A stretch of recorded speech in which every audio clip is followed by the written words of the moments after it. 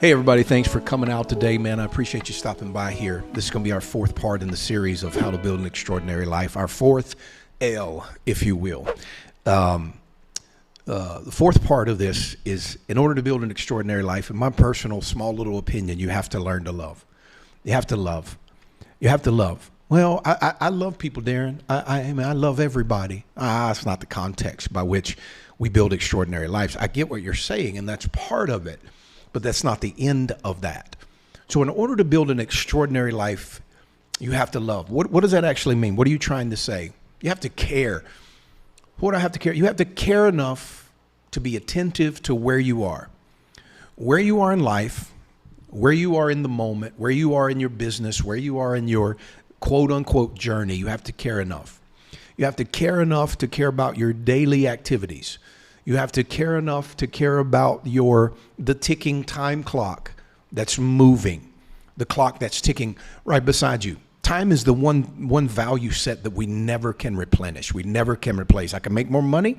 I can buy new cars and new planes and all these other things, but I can't get back time. You have to care enough to look at your life and go, the time that I spend on this or on that is counting for something. You have to learn to care. So here's one piece of caring that I want everybody to get. Here's a Bible verse. It says something like this. I'm going to break it down into 21st century vernacular, if you will. Your body is the quote unquote house of the Spirit of God, right? You can take that spiritual, you can do what you want to with it, but here's what I want you to see about it. If you start to realize that you are a person, and that the person that you are, the body that you live in, is the place that God chooses to live, you will learn to take care of it better.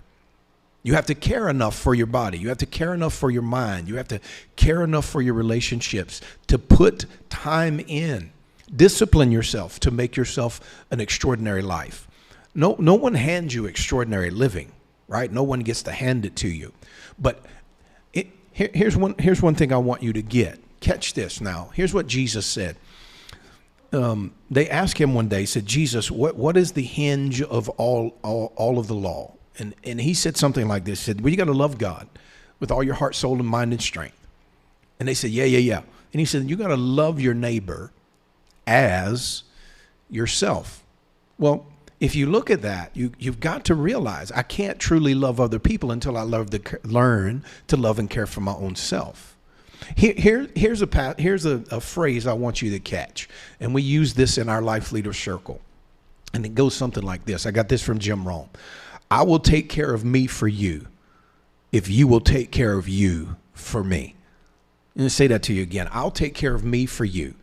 Will you take care of you for me? And if you're going to be an extraordinary life person, if you're going to have this extraordinary scenario, you've got to take care of yourself. We all need you. I can't do everything. Our small little group of life leaders that are trying to touch the nations, we can't be every place and every day and every moment. You have to do your job. You have to do your scenario. And in order to do that, you've got to learn to love yourself. If you don't love yourself, how would I learn to love you?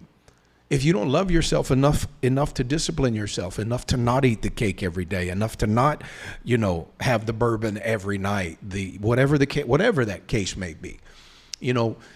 In our world, we do a lot of church work, and we see a lot of church folks who tend to want to control scenarios in other people's lives. In other words, we want to make sure that you don't live a sin life and bring disgrace to quote unquote our name. Well, I disagree, because when I look at you as a person, I want you to go, no, man, I'm going to take care of my stuff. I'm going to take care of me.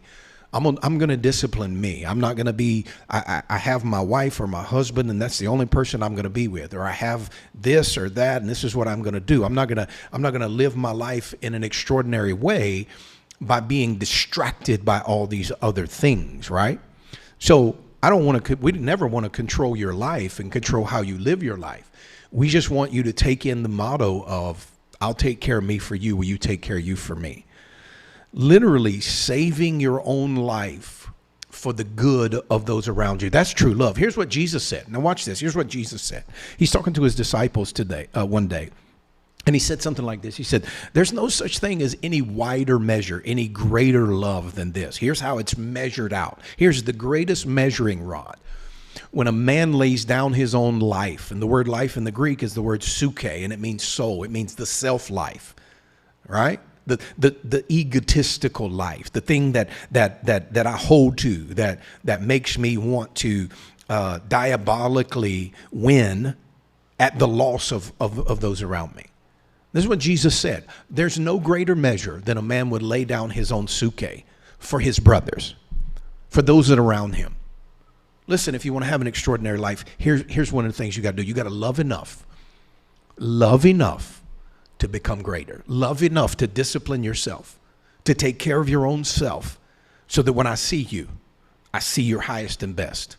When I see you, you're dressed the best. You talk excellent. You're taking speech classes and reading the books that challenge you. You're listening to the podcasts that make you want to do things that you've never done before. This is true love. True love is I must take care of myself, because in taking care of me, I did a presentation one time at a mastermind I was in, and it landed really well, which was a real surprise to me, because at the time I wasn't good at that, right? Teaching and preaching I couldn't do that. But anyway, here was the gist of it. My buddy had just had a brand new baby, and my hook was, hey, who's the most important person in the world?